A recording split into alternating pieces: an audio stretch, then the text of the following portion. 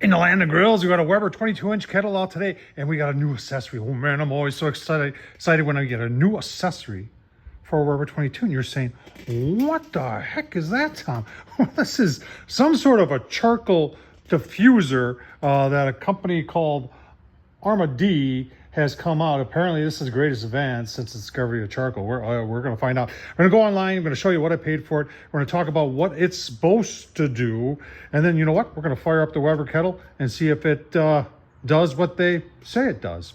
Let's get started. You're probably saying, well, what is this thing for? So this is like a charcoal diffuser. There's not a ton of them on the market. Really should do a video sometime showing you those. But here's my Weber. Here's one of my 22-inch Weber kettles. This is the Platinum One Touch from the early 80s. They only made this for 2 years. I really like this design from Weber. But this is designed, and there's your charcoal grate. This is designed to go on top of your charcoal like that. And then and what I thought was unique about it, it creates an indirect zone using the entire grill. So it's not like, and I'll just pick on slow and sear here. You put a slow and sear here on there, you're losing about a quarter to a third of your surface here. With something like this, you should be able to technically indirect cooked over the entire surface. I thought that was interesting. Let's take a look at it online. So here it is, armadgrillingtool.com. I'll leave that link down below. It's experiencing a new way to grill, transforms standard charcoal grill into conventional style outdoor oven. It's designed, it's inspired by the radiant heat of the sun. Wow. Creates a consistent cooking temperature from edge to edge. Eliminates hot spots, cold spots, allowing for you to entire grilling surface. And they're saying that never burn or undercook meat again. And here's the interest, removes the production of carcinogens. The Armadee significantly lowers grill temperatures to prevent the formation of harmful cancer-causing compounds, making your cook safer. Oh boy, I should be dead by now in that case. Eliminates hot spots, flare-ups. Yeah, I agree with that. I think it's pretty cool. Let's see if we can find the price. If you're wondering what it's made of, they're saying it's made out of food-grade stainless steel, but they're not saying what kind. And for what I paid for it, I don't think it's anything fancy on the stainless steel side. Yeah, $30, and I believe that included shipping. So it's a great deal. Let's take a closer look at it, and then we're going to fire up some charcoal, see how it works. Let's just do a magnet test, see if magnet sticks to it. Higher grade stainless steel, usually magnet won't stick to it. Oh, look at that. What I've been looking at is what's really interesting is the hole, the way the holes are lined up. And you can see there's like areas here where there are no holes. When you put it down and take a look at it closer, you just gotta wonder, you know, the grid in here is uniform, but if you go outside of that box right there, then there's two over there, there's two over there, and there's two over here, but there's only one over there. I'm just curious if there's a specific way you're supposed to put this in the grill, because we're like, based on everything else here, we're missing a hole. So on the back here, it kind of gives you place Armadee over white coals, put the grill in place, place meat 20 minutes, turn 10 minutes, okay. Upward dimpled holes, direct grease to ashes, not charcoal. Okay, I agree with that. It should shed off everything to the sides, except that would fall directly into the hole. So they are correct there. So put some charcoal in and see what happens. All right, you can see right there, I got a straight edge over it. It looks like you can only get about 3.5 inches of charcoal at the highest point. So that's going to limit the amount of charcoal if you want to get somewhat of a tight fit. And it doesn't really say. And I think the intentions is that this would fit tight over the charcoal grate. All right, we've got about 20 briquettes. I think it maybe could hit 25. So we're going to pull the top layer off there, light the bottom layer. This is the new B&B, the stuff that burns hotter, stuff that I'm not a big fan of. It'd be perfect for this though. All right, we've got them going there. They're not ashed over 100%, but they are hot. So let's put the Armadee on top of there. Put a grill grate on there. We're gonna put some pucks on there and put our top on. Bottom vent's wide open, top vent's wide open. I think that's how we're gonna do it. Doesn't really say. I got 4 pucks in there. Let's put the lid down. Just gonna leave things wide open here. And you know what?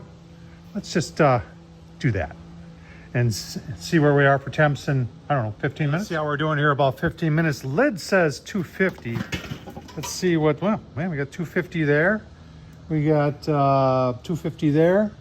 We got, you see that one? 225. Actually, this one's 225 too. This one is, now that the smoke is cleared, just shy of 250.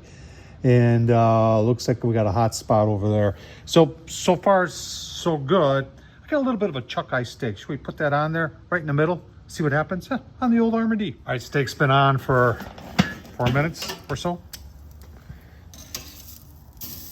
Okay. I mean, no flare-ups or anything. The more I think about this, the only limitation here is the amount of charcoal. But what would be really interesting is doing, filling it up underneath with charcoal and maybe doing a charcoal snake on the outside with something like this. That, wow, that would be really interesting. So you can see our pucks. Our pucks are 250-ish now. This one over here is still, well, this was 325, sorry. So all a little bit over. Get the vent wide open, give those steaks a little bit more time. Want to make it edible, and give you my final thoughts on the old Armour D. All right, pretty cool. The steak on the Armour D. I mean, there were no flare-ups. Ain't a whole lot of fat in the chuck eye steak anyway. And let's take a taste test, shall we? Man. All right, steak's good. Now, a lot of people are going to ask, how long will charcoal last? Remember, I only put like 20 briquettes in there. And I think I could have got another 20 in there. So we're going to let it go for a bit and see how long it goes. And then I'll be right back. All right, about an hour and a half. Temps are still holding pretty good. Remember, I'm leaving top vent open, bottom vent wide open. Give you a look. 2.5 hours. Starting to lose temp on the gauge there. Let's just take a look, see how we're doing here with charcoal. I can see some sparking down there yet. Yeah, I would call this just about done. It's been 2.5 hours. Give me my final thoughts. Well, there it is. No worse for the wear. 2.5 hours. I think that was a half a load of charcoal for it. I think you can maybe get 5 hours on there. Remember what I said about you could maybe do, stack them around there and do the snake method with it also. That might be interesting. I think it's pretty cool. And for $30 and the fact that it's stainless steel, I think that's a great deal. This really is very innovative because it gives you the opportunity to do low and slow throughout your entire grill, and you're not sectioning one area off like you would with charcoal baskets, or if you're using slow sear or one of the other 100 different types of products that are out there to indirect on a 22-inch Weber kettle. Tom Horsman at YouTube, people are going to ask, does this fit a 26-inch? And the answer is, I don't know. I think it'd be a little small for that. But anyway, leave the link down below. Let me know what you think. Tom Horsman, YouTube, thumbs up, leave a comment. And as always, so man, thanks for watching.